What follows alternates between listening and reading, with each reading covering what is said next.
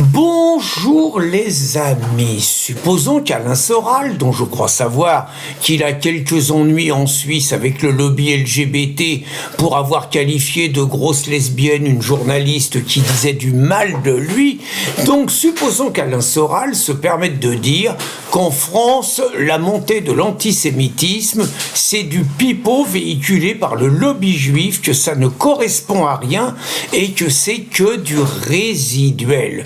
Supposons que, par exemple, Jérôme Bourbon, le patron du site Rivarol, du journal Rivarol, qui est souvent à la 17e chambre et qui ne passe pas pour un grand ami des Juifs, tienne des propos à peu près équivalents. Supposons qu'Alain Escada, qui vient d'être dissous, simplement parce qu'il avait invité Pierre Hilard et que Pierre Hilard s'était permis de dire, semblant le regretter, qu'avant la Révolution française, les Juifs n'étaient pas des citoyens, qu'ils n'avaient aucun droit et que peut-être que c'était pas si mal. Dissolution de Civitas pour cela. Donc supposons que cela soit un de ces trois personnages qui explique qu'aujourd'hui en France, bientôt un an après le 7 octobre, il n'y a absolument pas de remontée de l'antisémitisme, que c'est du résiduel et que ce que s'était permis de dire Jean-Marie Le Pen, c'est un détail de l'histoire. Là, vous pouvez être sûr que ces trois-là s'en prennent plein la tête, se retrouvent arrêtés, se retrouvent en garde à vue et que vous avez pendant 48 heures le grand cinéma sur les heures les plus sombres de l'histoire. On vous fait une édition spéciale sur Nuit et brouillard et tout à quelques jours des européennes. Mais là, il se trouve que celui qui a prononcé ces paroles, dans une suite logique par ailleurs à la stratégie qui est la sienne, c'est Jean-Luc Mélenchon, le grand conducateur des Insoumis. Et curieusement, Jean-Luc Mélenchon, il se passe rien. À ma connaissance, je dis bien à ma connaissance, la LICRA n'a pas déposé plainte contre lui, je n'entends pas parler du CRIF, je n'entends pas Darmanin, il ne se passe absolument rien. Pourtant, Jean-Luc Mélenchon, depuis le 7 octobre, a envoyé ses lieutenants pour désamorcer complètement l'effet qui a pu provoquer la mort de 1200 juifs assassinés par des militants du Hamas. Il a fait contester les faits, il a envoyé successivement David Giraud, Ercilia Soudet, Mathilde Panot, Thomas Porte, bref, tous ceux qui font partie, évidemment, le Loulou Lacam, là, qui tous les jours martèlent sur les réseaux sociaux les termes génocide, on parle de 35 000 morts, chiffre du Hamas, par rapport à une population de 2 300 000 habitants, c'est même pas 2% de morts. J'avoue que j'ai connu des génocides plus spectaculaires, mais tous les jours on parle de génocide, tous les jours on parle de crimes de guerre, alors que l'État hébreu prend un maximum de précautions pour préserver des civils qui sont utilisés comme boucliers humains par le Hamas. On compare Netanyahou à Adolf Hitler, rien de moins. On compare l'État d'Israël à l'Allemagne nazie.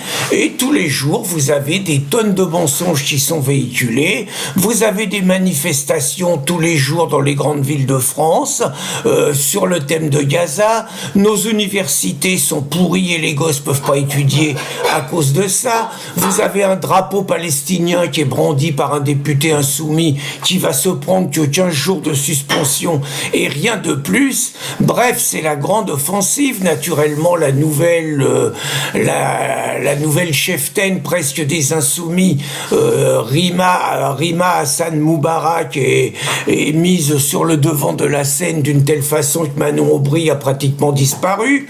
On ne parle plus que de la Palestine et même plus les questions sociales. Seul Gaza, dont on a l'impression qu'il est en Europe, existe. Jean-Luc Mélenchon alimente un discours véhiculant la haine des Juifs en France par les musulmans, et Jean-Luc Mélenchon bénéficie d'une impunité absolument totale.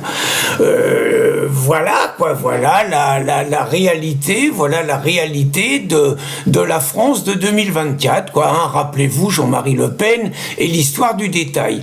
Je me mets à la place place de tous les juifs qui ont quitté la France, de tous les juifs qui ont dû aller vivre en Israël tout simplement parce qu'ils avaient peur pour la sécurité, la sécurité de leurs enfants. Je me mets à la place des familles juives, des victimes de Mera à l'école juive de Toulouse. Je me mets à la place des familles juives de victimes de l'hypercacher et des frères Kouachi. Je me mets à la place de la famille de Sarah Halimi, massacrée d'une barbarie épouvantable par un musulman qu'on a fait passer pour un irresponsable. Je me mets à la place de la famille de Mireille Knoll. Je me mets à la place de tous les juifs agressés par des musulmans. Je me mets à la place de tous les juifs qui ont quitté le 9-3. Je me mets à la place de tous ceux qui se sont fait casser la figure dans les rues de Paris ou des grandes villes. Je veux dire, l'antisémitisme est un résiduel. Vous voyez, il y a le côté résidu, juif résidu. C'est pas un hasard.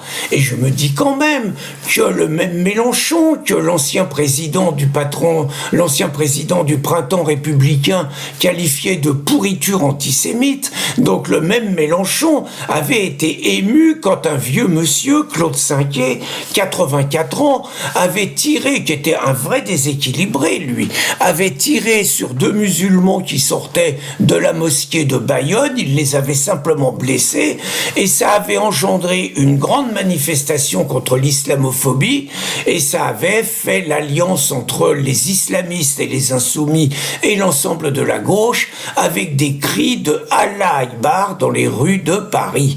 Donc je signale simplement que je ne vois aucune réaction de la LICRA, je ne vois aucune réaction de Darmanin, et je me dis finalement que tous ces antiracistes de pacotille protègent Mélenchon, et que nous sommes dans un pays où la gauche et l'extrême gauche ont absolument tous les droits quand les patriotes se font harceler par l'appareil d'État. Je vous le dis très tranquillement, je pense que les musulmans vont voter massivement pour Mélenchon, et que ça sera grâce à ce vote musulman que Mélenchon et Manon Aubry, sa serpillière, auront les 5%, et que Rima Hassan sera élu député dimanche prochain. Mais je suis convaincu que sans le vote musulman, Mélenchon serait aujourd'hui sous les 5%, et je suis convaincu que si nous étions dans un pays digne de ce nom, la dissolution des insoumis devrait être à l'ordre du jour. Bonne journée les amis.